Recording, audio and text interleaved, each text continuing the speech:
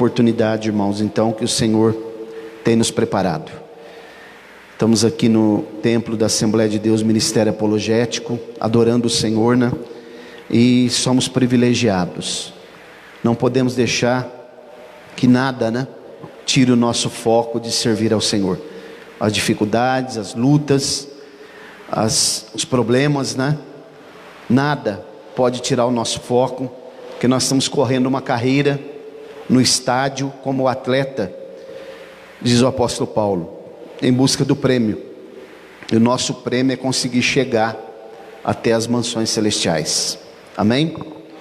Vamos juntos abrir as nossas Bíblias no livro dos Salmos.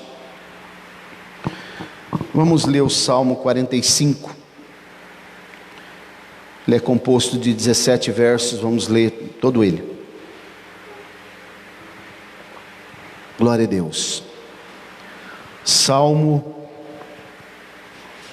45. Todos acharam? Vamos ler a palavra do Senhor, diz assim: meu coração está compondo sobre um bom assunto. Eu falo das coisas que tenho feito no tocante ao rei. Minha língua é a pena de um escritor preparado. Na tradução de vocês fala um destro escritor, né? Tu és mais belo do que os filhos dos homens. A graça é derramada para dentro de teus lábios.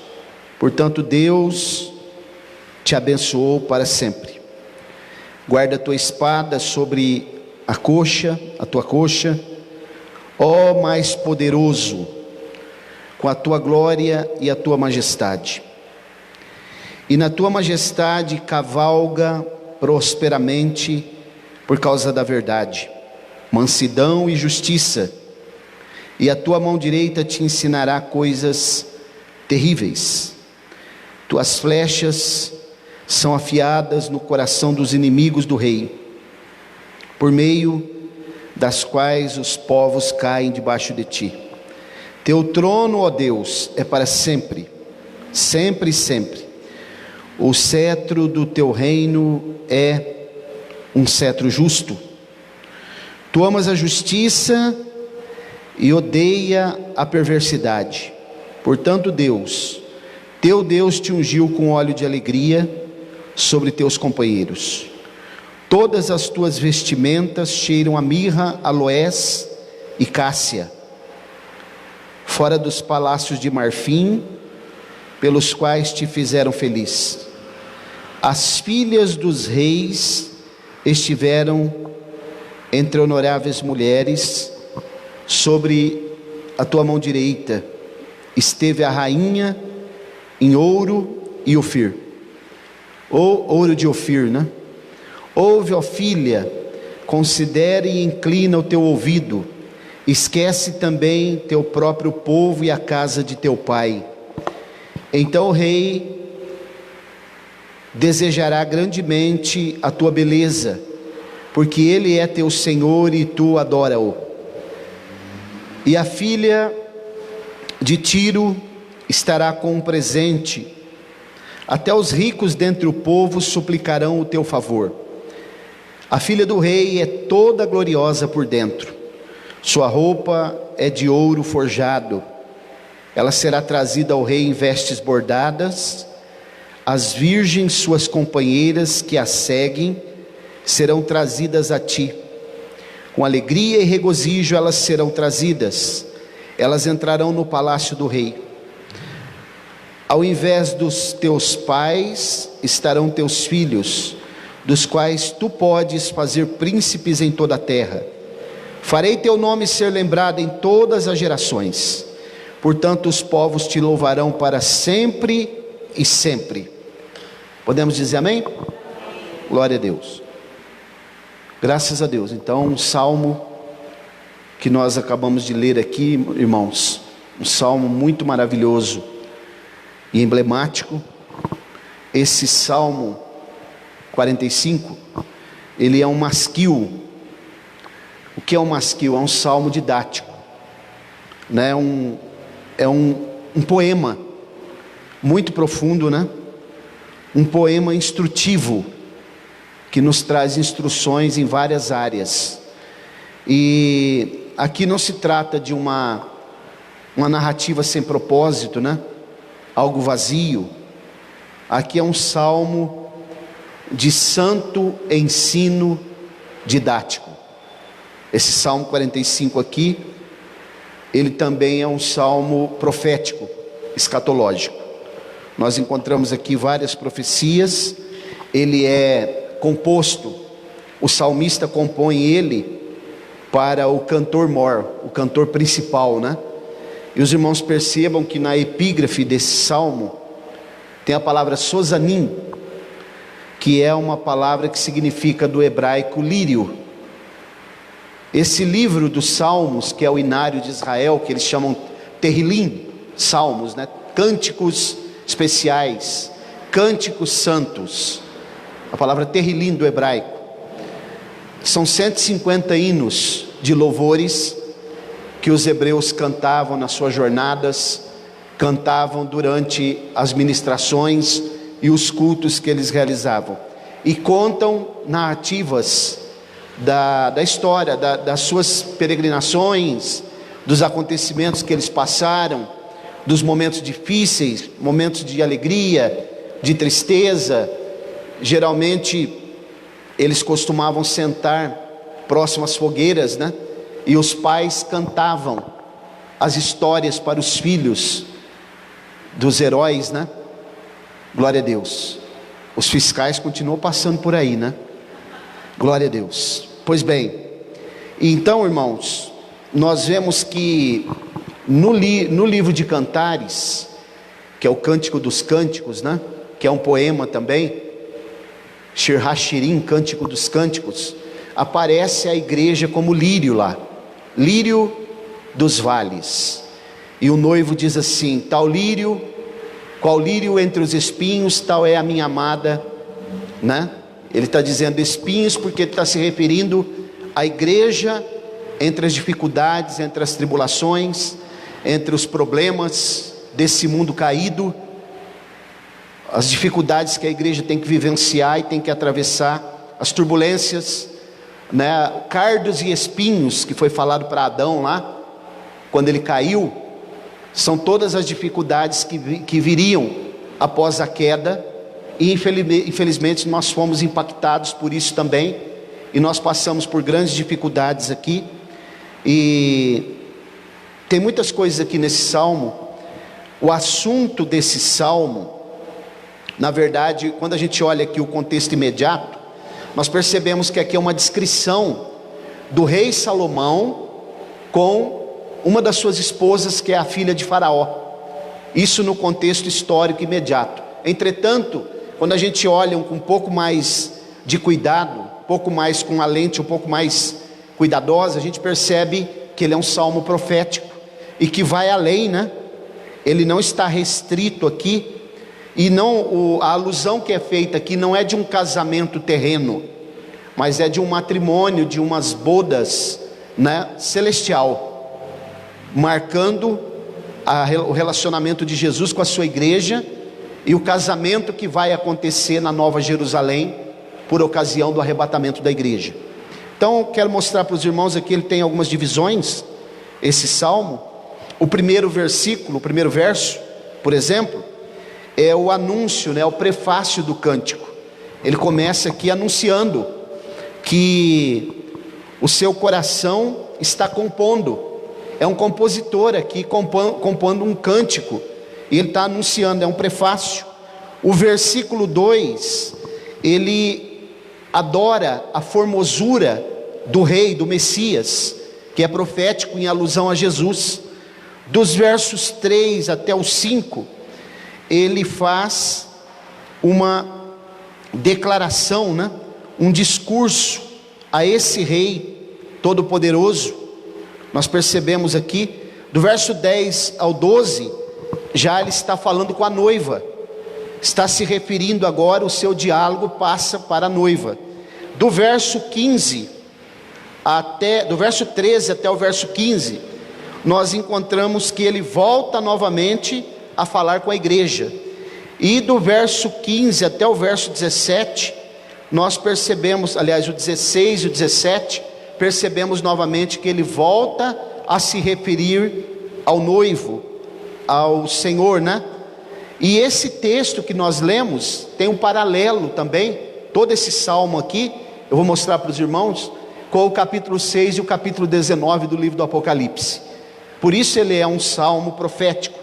Então nós vamos acompanhar aqui algumas coisas que eu quero mostrar para os irmãos, a partir do verso 1, nessa mensagem que é expositiva. No verso 1, nós percebemos que, quando ele diz assim: o meu coração está compondo sobre um bom assunto, eu falo das coisas que tenho feito no tocante ao rei. Minha língua é como a pena de um destro escritor, né? Faça minha língua, está na tradução de vocês aí, como a pena de um destro escritor. A minha fala um escritor preparado, alguém que tem habilidade para escrever, alguém que tem, ele consegue desenvolver ele tem desenvoltura para escrever. E quando ele fala, eu falo de coração, nós precisamos entender que quando nós vamos fazer qualquer coisa, irmãos, para o Senhor, se o nosso coração é bom, as coisas boas vão sair. Se o nosso coração é bom, proferimos palavras boas. Se o nosso coração é bom, temos atitudes boas. Se o nosso coração é bom, logo acontecerão coisas boas. Agora, se o nosso coração é ruim, se a fonte é ruim, Tiago diz que uma fonte não pode dar dois tipos de água. Não pode sair água boa e água ruim de uma mesma fonte. Então ele está dizendo: o meu coração agora está compondo algo bom. Quando eu proferir as palavras que está saindo do âmago da minha alma, vai ser coisas boas. Eu vou falar, né, com muita maestria, com muita destreza, a respeito do assunto, porque o assunto aqui é o Messias, é a noiva, é o casamento, é a esperança que acontece com todo aquele que serve a Deus com fidelidade, de um dia estar participando das bodas do Cordeiro, para sempre com o Senhor. Então aqui tem muitas coisas aqui, né? Nós percebemos que quando ele fala no verso 2, ele está dizendo assim, ó, verso 2: tu és mais belo do que os filhos dos homens, a graça é derramada para dentro de teus lábios, portanto Deus te abençoou para sempre. O que ele está falando aqui, fazendo uma comparação, que essa composição, o salmista, ele passa desse prefácio, dessa introdução agora, direto para expor a sua admiração pelo Messias, pelo o homem puro, pelo homem incomparável, pelo homem que não conheceu a corrupção, o homem perfeito, o homem que não pecou. Por isso ele diz assim no verso 2: tu és mais belo do que os filhos dos homens. Porque, irmãos, quando a gente olha para o ser humano, todos nós, por mais nobre que nós sejamos, por mais caráter ilibado que nós tenhamos, por mais boa que a pessoa seja, sempre tem alguma coisa, sempre tem algum defeitozinho, né? Sempre tem alguma dificuldade, sempre tem algum erro, sempre tem alguma falha. Mas ele está falando de alguém que não falha, ele está falando de alguém que nunca errou, alguém que nunca pecou, alguém que foi testado e provado em todas as áreas da sua vida, mas ele nunca cedeu, porque ele é o homem perfeito. Por isso Deus o exalta também nesse salmo. E depois no capítulo 1, a escritora aos Hebreus vai citar alguns versículos desse salmo, dizendo a majestade desse rei chamado Jesus, o Rei dos Reis. Glória a Deus. Observem que ele está falando aqui, né, no verso 2, ele fala sobre, na verdade, quando ele diz que esse homem é o mais belo, aqui aparece a palavra bonito, aparece duas vezes. Não sei se tem bonito aí na Bíblia de vocês, belo, mas a palavra no texto hebraico, ela aparece duas vezes, bonito, bonito, quer dizer, está além, é dupla, é uma palavra dupla, né? É uma redundância que ele fala sobre a beleza desse personagem. não só a sua beleza física, ele está falando de caráter, né? A beleza interior de Jesus, como Jesus, ele tratava os assuntos, como ele se aproximava, como ele tinha uma palavra certa, mesmo nos momentos em que ele estava admoestando, mas ele fazia isso com muita propriedade, né? E às vezes ele era duríssimo, porque era necessário, mas as pessoas olhavam e não podiam entender, diziam: mas esse daí não é o filho do carpinteiro? Ele fala diferente, a sua palavra é penetrante, a sua palavra tem endereço, ele fala palavras que nós nunca ouvimos. Esse é o Senhor Jesus. É isso que o salmista está explicando, ensinando aqui nesse salmo didático, nesse masquil. Versículo agora, quando a gente acompanha, dos versículos do 3 até o verso 9, nós percebemos ele agora trazendo aqui conteúdos proféticos, vaticinando sobre o desfecho que vai acontecer na batalha do Armagedon. Quando a gente observa com bastante detalhe aqui, ó, a partir do versículo 3, guarda a tua espada sobre a tua coxa, ó mais poderoso, com a tua glória e a tua majestade. Quando a gente olha para o capítulo 19 do livro do Apocalipse, Jesus vem num cavalo branco, que não é o mesmo do cavalo do capítulo 6. Ele tem na sua coxa escrito Rei dos Reis e Senhor dos Senhores. Quando ele diz aqui: guarda a tua espada na sua coxa, que é justamente a bainha que fica do lado aqui, ele está dizendo: prepara-te, coloca a espada, prepara-te para o momento da batalha, porque Jesus vencerá o anticristo. E ele diz aqui com justiça, no verso 4, a tua majestade cavalga porque ele está sobre o cavalo branco, do livro do Apocalipse capítulo 19, e ele fala de justiça. Quando a gente lê o texto do capítulo 19 do livro do Apocalipse, a Bíblia diz que ele fala de justiça, ele cavalga, e os exércitos do céu seguem, vestidos de linho, que o linho tipifica a pureza, a justiça dos santos. Então aqui há uma equação teológica, há um paralelo. O salmista está vaticinando aquilo que o apóstolo João viu muitos mil anos depois, na ilha de Patmos. Por isso que essa palavra é perfeita, por isso que essa palavra é incomparável, por isso que essa palavra é insofismável, por isso que eu acredito nesta palavra, por isso que eu prego ela tendo 10, tendo 20, tendo 50, tendo 1000, com o mesmo entusiasmo, porque essa palavra é de Deus, é a palavra do Senhor. Adore a Ele nessa noite, se você crê nessa palavra. Glória a Deus. Olha aqui o salmista, quantos mil anos depois que o apóstolo João, lá no ano 90, vai escrever o livro do Apocalipse, depois de Cristo, 90 depois de Cristo, receber as revelações. Olha o versículo, olha o verso 5: tuas flechas são afiadas no coração dos inimigos do rei, por meio das quais os povos caem debaixo de ti. Perceberam a diferença do capítulo 6? Aquele cavaleiro que tem um arco, mas não tem flecha. Esse daqui é o cavaleiro que está no cavalo branco, mas ele tem flechas. E a flecha, quando ele atira, atinge o coração. Perceba, irmãos, que Jesus, ele é certeiro. Jesus atinge o coração do pecador para salvá-lo, mas atinge o coração do inimigo também para abatê-lo.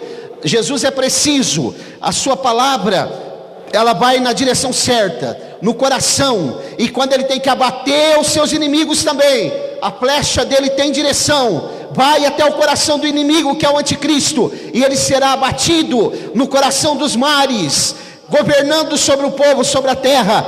E as flechas de Jesus, elas são certeiras. Glória a Deus. Verso 6: teu trono, ó Deus, é para sempre e sempre. Quem está chamando? Quem é que está chamando o Jesus de Deus? O próprio salmista sendo usado pelo Pai. Isso é repetido no capítulo 1 da carta aos Hebreus. Glória a Deus. Como a Bíblia, ela é fabulosa, irmãos. Como nós devemos amar essa palavra aqui.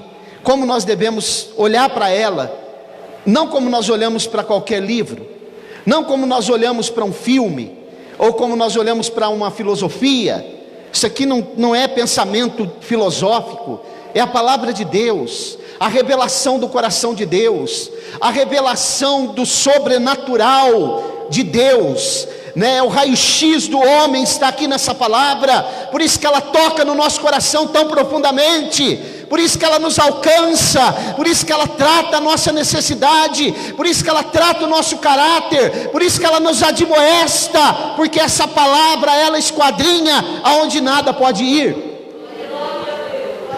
Glória a Deus. Verso 7, verso 6: teu trono, ó Deus, é para sempre e sempre, o cetro do teu reino é um cetro justo.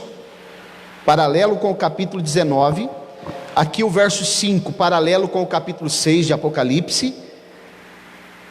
Também há aqui um paralelo com o capítulo, o verso 4 e 5, tem um paralelo com Zacarias capítulo 10, versículos 3 e 4, falando sobre a questão das flechas, na batalha do Armagedon.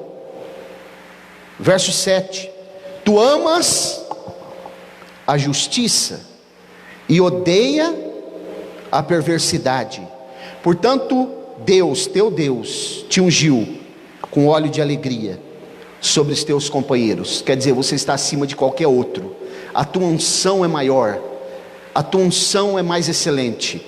Óleo de alegria, unção de alegria é maior, se você está acima dos teus companheiros, de qualquer outro. O verso 8, todas as tuas vestimentas cheiram a mirra, aloés e cássia, fora dos palácios de marfim, pelos quais te fizeram feliz. Isso daqui é uma alusão à Nova Jerusalém, os palácios que existem de marfim, que estão próximo à Nova Jerusalém, dentro da Nova Jerusalém, e a vestimenta de Jesus, pronto, ele já se perfumou, irmãos, para vir buscar a sua noiva. Ele já está perfumado. Você já pensou no noivo, quando ele está preparando-se para buscar a sua noiva e encontrar com ela no momento do casamento? Está chegando o momento do casamento, André, o dia que vocês casou, Ana Luísa, Danilo, vou passar o perfume agora, porque está quase na hora já. Ele já está perfumado, ele já vestiu sua melhor roupa, ele está olhando agora, saindo do seu palácio de marfim, na Nova Jerusalém, e ele já está pronto para encontrar sua noiva, para casar-se com ela. A palavra casamento significa recebida em casa. Ela está quase lá, quase chegando o momento da igreja, da sua amada, da sua eleita, da sua imaculada, estar encontrando com ele nos ares e entrando para a Nova Jerusalém, onde ela habitará nos palácios de marfim. Está chegando o momento, irmãos, e aqueles que estão embaraçados vão ficar aqui para a grande tribulação, né? Aqueles que estão deixando qualquer coisinha roubar sua paz, deixar de vir à igreja por qualquer coisa, por coisas banais, né? A salvação é individual. Eu não posso salvar o meu filho, não posso salvar os meus netos, não podemos salvar, a esposa não salva o marido não salva a esposa, não temos a capacidade de salvar os nossos familiares. Podemos alertá-los, né? Falar para eles, porque a salvação é individual. Ele já passou perfume, está pronto. Verso 9, as filhas dos reis estiveram entre as tuas honoráveis mulheres, sobre a tua mão direita esteve a rainha em ouro de Ofir. Quem é essa rainha que está ao lado direito? A igreja, adornada de ouro de Ofir. Outra tradução fala Ufaz, né? Que é o melhor ouro que já existiu, o melhor ouro que tinha lá na terra de Havilá, né? Não é esse ouro que tem aí hoje, não, essa casquinha que eles dizem que é nobre. É um ouro puríssimo que tem no céu. Ela vai ser adornada, sua roupa é de linho, adornada de ouro. Glória a Deus, para encontrar-se com o seu esposo, com o seu noivo, e passará a ser esposo. Entrará para a Nova Jerusalém, onde será a sua habitação para sempre. Glória a Deus. Vale a pena, irmãos? vencer as tribulações? Vale a pena deixar esse mundo caído? Vale a pena buscar a nossa salvação? Vale a pena, se nós erramos, nos reconciliar com Ele? Porque todo momento nós estamos errando, pela manhã, à tarde, ao meio-dia, à noite, cada momento nós temos uma dificuldade, falamos errei de novo, mas nós podemos estar reconciliando, porque o sangue de Jesus nos purifica de todo o pecado. Ele é aquele que já pagou a dívida, já deu o seu preço, e Ele está pronto para vir encontrar a sua noiva fiel, a sua noiva adornada. Você está preparado, irmão? Verso 10: ouve, ó filha, considere e inclina os teus ouvidos, esquece também o teu próprio povo e a casa do teu pai. Sabe o que a Bíblia está dizendo? Que a igreja não tem o direito de deixar de ouvir a voz do seu Senhor. Ela tem que estar inclinada os seus ouvidos. A fé vem pelo ouvir, e o ouvir pela palavra de Deus. Ouça essa palavra nessa noite, seja renovado, saia daqui com a tua esperança renovada, saia daqui fortalecido, saia daqui compromissado com o reino de Deus mais ainda, saia daqui motivado para servir a Deus, com 3, com 5 aqui na igreja, com 10, com 20, nós vamos buscando, estamos fazendo uma grande obra, estamos buscando o Deus vivo. O nosso Deus é vivo, Ele está preparando-se, está quase pronto para chegar o momento. Ele só está aguardando a voz soberana do Pai dizer: chegou o momento, filho, de você buscar a tua noiva amada, chegou o momento agora. E nós temos que estar atento para ouvir a voz do Senhor. Inclina-te para ouvir a voz de Deus nessa noite, porque a igreja precisa ouvir a instrução que vem dEle. Olha aqui, agora observe: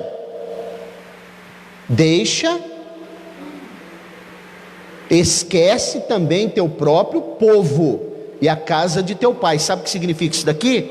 Os gentios, aqueles que são próximos a nós, mas que não querem servir a Deus. Nós queremos eles na igreja, queremos eles salvos, oramos por eles, mas nós temos compromisso primeiro individual aqui, individual. As nações que não querem ouvir a palavra de Deus, elas se perderão. As pessoas também que estiverem próximos de nós, que não quiserem obedecer e trilhar o caminho, se perderão. Olha o que a Bíblia está dizendo: deixa a casa de teu pai. Os irmãos se lembram daquela passagem que Jesus está conversando e ensinando? De repente, um moço diz assim: Senhor, deixa primeiro eu enterrar o meu pai, para que depois eu te siga. E Jesus então traz uma palavra extremamente difícil de entender, e ele diz assim: deixai os mortos sepultar os seus mortos, siga-me. Dá para entender assim, sem você analisar, que havia ali um velório, e estava sendo velado alguém, o pai daquele moço, e ele diz para Jesus: eu não posso largar o velório aqui, deixa primeiro sepultar e eu sigo. Mas não é isso. O que Jesus está dizendo é que aquele moço precisaria entender que ele já estava salvo, ele já tinha entendido a mensagem, ele já tinha se entregado a Jesus, ele compreendeu a palavra, mas ele precisaria entender que ele deveria seguir a Jesus e deixar os mortos, que era a família dele, sepultar os seus próprios mortos. O pai estava vivo, mas era a obrigação do filho mais velho que ele assumisse a casa quando o pai morresse. O que aquele jovem estava dizendo é o seguinte: deixa meu pai morrer, depois eu assumo a responsabilidade da minha casa, e aí eu tenho prerrogativas para te seguir. Jesus estava dizendo: deixa os mortos, deixa o teu pai, deixa a tua mãe, siga-me. É o momento, é agora, a hora é agora, é essa hora. e nessa noite Ele diz para nós que Ele está pronto para vir buscar a sua igreja, um povo especial, zeloso, de boas obras. Prepara-te, esteja pronto a qualquer momento. Se não for nessa quarentena, pode ser na próxima. Se não for na próxima, talvez na outra. Se não alcançarmos o arrebatamento, talvez morreremos, mas no momento do arrebatamento nós sairemos o nosso corpo do sepulcro e estaremos para sempre com Ele. Glória a Deus. Você está pronto, irmã, irmão, para deixar sua família? Mas pastor Mauro, eu amo a minha família, eu quero eles salvos. Todos nós queremos. Todos nós queremos. Todos os dias eu oro pela minha família e pela família de cada um de vocês também, para que eles sejam salvos, para que Deus alcance eles, para que Deus toque neles, que eles sejam sensíveis à voz de Deus. Todos os dias eu oro, todos os dias. Glória a Deus. Mas nós temos que pensar na nossa salvação individual. Se eles não querem, verso 11, glória a Deus. Então o rei desejará grandemente a tua beleza, porque Ele é teu Senhor e tu adoram. Quando nós entendemos a mensagem, irmãos, inclinamos o nosso ouvido e ouvimos o que Ele nos instrui e obedecemos, Ele olha para nós como igreja, como noiva fiel, e Ele vê a nossa beleza como sua noiva. Depois que nós entendemos a mensagem e nós colocamos em prática, então Jesus passa a olhar para cada um de nós como membro do seu corpo. Ele olha para nós que estamos aqui nessa noite como igreja, e Ele contempla a beleza, como o noivo contempla a beleza da sua noiva, a formosura, e Ele contempla com seus olhos que são como chama de fogo, tudo aquilo que está em nós. Glória a Deus. Temos que obedecê-lo, Ele é o nosso Senhor, temos que adorá-lo. Olha o verso 11, Ele é o teu Senhor e tu adoram. Verso 12, a filha de Tiro está com um presente, até os ricos dentre o povo suplicarão o teu favor. Sabe o que é isso aqui? É o milênio, a igreja na Nova Jerusalém, as nações gentílicas pagando tributo no reino mileniar, e a igreja sendo observada e admirada como noiva do Cordeiro, trazendo presentes para ela. Aqui é Tiro, que é uma parte do Líbano hoje, que é um inimigo histórico de Israel, mas representa os gentios aqui, que durante o período do milênio, eles irão até Jerusalém para adorar o rei que estará no trono, no Monte Sião. E a igreja na Nova Jerusalém, adornada, não só naquela grande cidade dourada, mas ela também adornada com linho puro, ornamentada de ouro, de ofir, de ufaz. Glória a Deus. E as nações gentílicas levando presentes para a igreja, para a noiva do Cordeiro, sabendo quão importante a igreja é para o Senhor. Isso aqui, irmãos, vai acontecer. Isso não é uma fantasia. Glória a Deus. Louvado e exaltado é o nome do Senhor. Acompanhe comigo o verso 13. A filha do rei é toda gloriosa, por dentro sua roupa é ouro forjado, tecido. A filha do rei. Quem é a filha do rei? A igreja. Somos a noiva, mas somos filhos. A igreja é a noiva do Cordeiro, mas ela também é filha, porque Ele é o nosso Pai.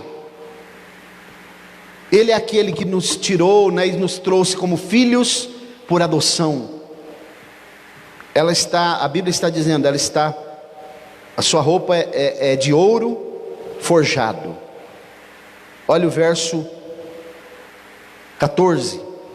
Ela será trazida ao rei em vestes bordadas. Trazida ao rei em vestes bordadas. As virgens, suas companheiras que a seguem, serão trazidas. Glória a Deus. A ti com alegria e regozijo, elas serão trazidas, elas entrarão no palácio do rei. Olha o palácio que eu citei. Sabe quem são essas virgens aqui? No contexto judaico, quando há um casamento, existem as damas de companhia. Elas acompanham a noiva até o momento do casamento. Isso daqui simboliza todos os servos de Deus que serviram a igreja durante todos os períodos. Todos aqueles que serviram a igreja, acompanharam a igreja, estiveram próximo da igreja, fizeram alguma coisa em favor da igreja, da noiva do Cordeiro, fizeram alguma coisa para poder facilitar o caminho desta noiva até o encontro com o Senhor. Todos esses crentes que foram fiéis e entenderam que precisariam se renunciar às vezes individualmente, para que o grupo, para que o corpo de Cristo fosse beneficiado, acompanharão e entrarão no palácio para servir e adorar o Rei para sempre. Terminando aqui, indo para o fim. Glória a Deus. Olha os últimos versículos. Acompanhe comigo. Ao invés de teus pais entrarão teus filhos, dos quais tu podes fazer príncipes em toda a terra. Quem seriam esses pais? Quem são eles? São os patriarcas, todos aqueles que vieram antes de nós, no Antigo Testamento. Todos os patriarcas que morreram, não alcançaram a promessa, morreram pela fé, com a fé, segundo a carta aos Hebreus no capítulo 11, e eles são uma grande nuvem de testemunhas para nós, e eles foram aperfeiçoados através da igreja. Então, se nós não podemos entrar juntamente com eles, porque a igreja ela é arrebatada e os mortos que morreram em Cristo ressuscita antes dos patriarcas, entretanto aos filhos que nós ganhamos, aqueles que foram evangelizados durante todos os períodos, os filhos na fé da igreja, aqueles que ouviram a pregação, aqueles que receberam um folheto, aqueles que foram convidados para um culto e aceitaram, e quando chegaram na igreja ouviram a pregação da palavra e receberam Jesus como Salvador e se tornaram filhos da igreja também, porque a igreja é mãe. Eles entrarão juntamente conosco e nós estaremos louvando e adorando o Senhor, glorificando a Ele e dizendo: toda a honra e toda a glória seja dada ao Rei dos Reis e Senhor dos Senhores. Olha o verso, último verso: farei teu nome ser lembrado em todas as gerações, portanto os povos te louvarão para sempre e sempre. O nome que é sobre todo o nome será louvado, lembrado. Irmãos, muitos heróis são lembrados até hoje por grandes feitos, que fizeram. Tem nas suas lápides, tem lá memoriais lá, homenagens, grandes homens, mas todos eles morreram e estão esperando o dia da ressurreição. Jesus morreu e venceu a morte, ressuscitou, e lá o sepulcro está vazio. Por isso não há nenhum nome que pode ser comparado ao nome de Jesus. Por isso Paulo, escrevendo aos Filipenses, ele diz, lá no capítulo 2, a partir do versículo 8 em diante, ele diz que Deus o exaltou soberanamente, que lhe deu um nome que é sobre todo nome, e que um dia todo joelho se dobrará e confessará que Jesus Cristo é o Senhor. O nome dele será lembrado de eternidade a eternidade. As nações tributarão a ele, as nações adorarão a ele no milênio e por toda a eternidade.